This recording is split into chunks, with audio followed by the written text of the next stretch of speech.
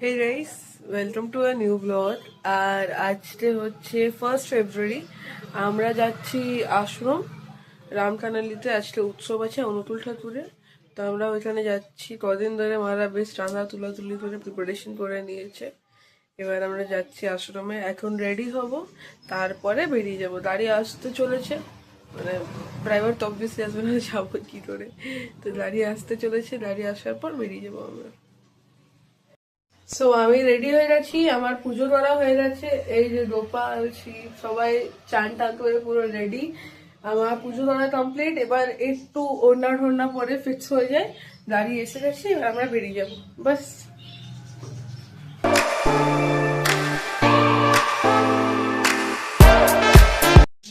আমি রেডি। আর দিদি এদিকে দেখা, নিজের লুক দেখা, বিশ্বজয়ী বুবলু সোনা।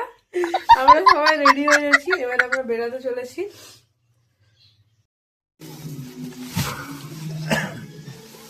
চাঁদার মালগুলো ঢুকানো হচ্ছে এখানে। আর এই যে গুড্ডু, ফাইনালি আমরা বেরিয়ে গেছি।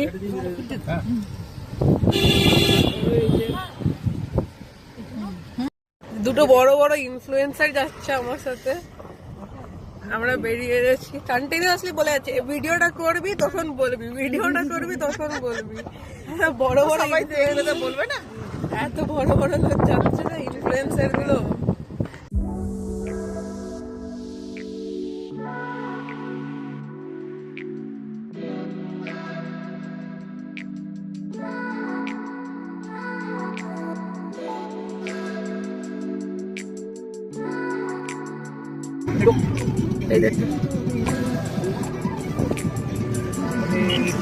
বন্দে পুরুষোত্তমম, বন্দে পুরুষোত্তমম, বন্দে পুরুষোত্তমম।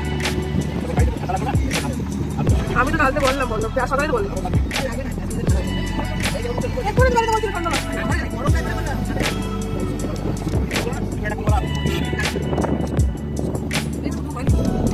এখানে গাড়ি রাখার ব্যবস্থা করেছে। আর ওই যে মেন গেট, ওইখান থেকে ঢুকে নিয়ে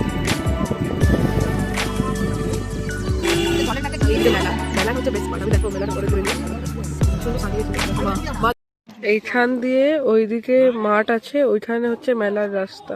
আর এটা হচ্ছে মেইন গেট। রাত্রিবেলা কি সুন্দর লাগবে না এই বাল্ব গুলোতে। আর এই যে মারা, আর এই যে আমাদের গাড়ি। ওই যে এইদিকে আয়, এইদিকে আয়, এইদিকে আয়।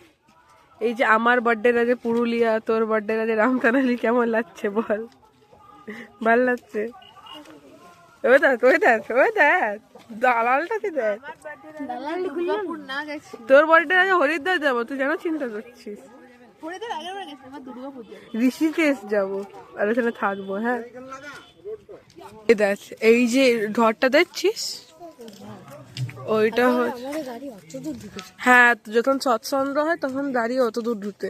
ওই দেখ, ওই দিকে প্যান্ডেল আছে একটা, এই ভিতরে প্যান্ডেল আছে। ওই যে প্যান্ডেলটা দেখছিস, ওই ঘরের সামনে ইয়েলো রঙের প্যান্ডেলটা, ওইখানে হচ্ছে তোর যে যারা চাঁদা তুলে এনেছে, যে যা দিয়েছে, হ্যাঁ যে যেমন তুলে এনেছে, ওগুলো ওইখানে জমা হয়।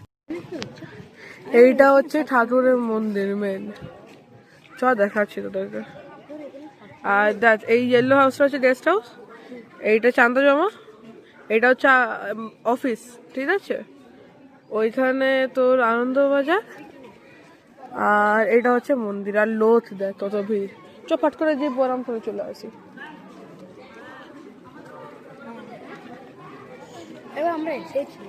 হ্যাঁ, এটা হচ্ছে অনুকূল ঠাকুরের মন্দির। ওইটা মনে হয় বড় মারমা, ভুলেও যাচ্ছি, এতদিন পর এসছি না। ওই রামলি রাস্তা দিয়ে। এই যে এটা হচ্ছে মেলা। হাত ধরতে বললাম না। আরে কিছু হবে না, ও আমাদের সাথে থাকবে, তুই চিন্তা করিস না। ছোট না, ভিড় আছে দেখ কত ভিড় দেখছিস।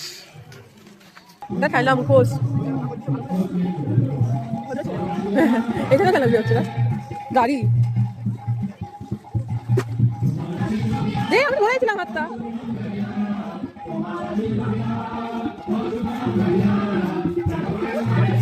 এই যে আমরা মেলা করছি, বলো তুমি পছন্দ আসছে এখন পর্যন্ত? কি পছন্দ আসছে? এমন একটা জিনিস বলবে যেটা করার জন্য আমাদের ভর্তি বার করে দেবে। কি ভালো জিনিস পছন্দ আসছে এখন পর্যন্ত? কিছু পছন্দ হচ্ছে কোথায় করবে? কলকাতা। ফাইনালি ডলি দ্য ডলফিনের ভাই পেয়েছি আমরা, গজ্জু দ্য গজরা, যা ডাইনো দ্য ডাইনোসর। দেখা যাক কোনটা নেবে।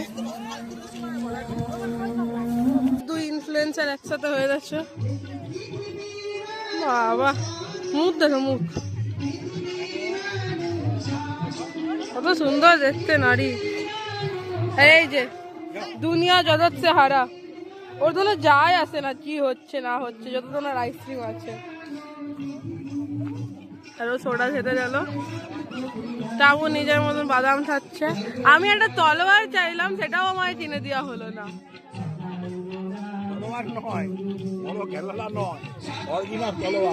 অরিজিনাল তলোয়ারই তো নিবে লো, খেলনা কেন নিবো এই বয়সে আমি? আবার যে খেলনা নি খেলার বয়স।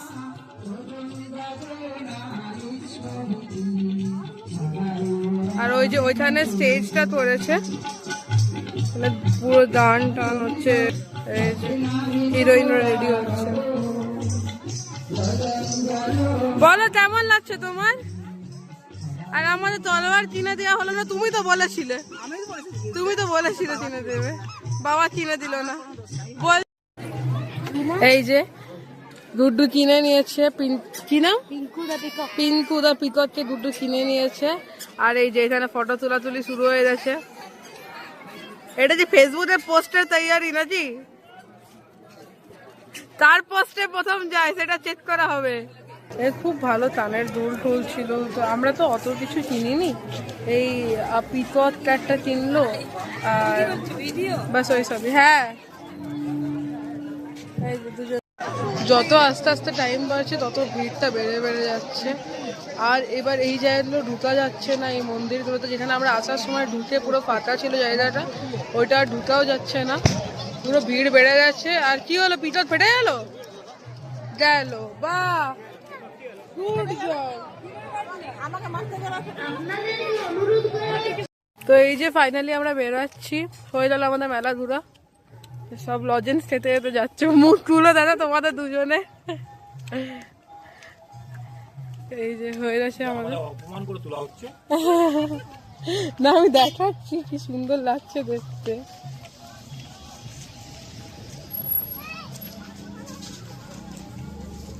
আর ডুডুর যে পিঙ্কু দা পিকক, ওইটা ফেটে গেছে, ডুডু মারতে গেছে মাছে, আর এটা ফেটে গেছে। যখন ফাটালো, কিছু হয়নি কিছু হয়নি, বেলুন তো ফাটতেই পারে, কিছু হয়নি বলে ফেলে দিয়েছে পিককটাকে।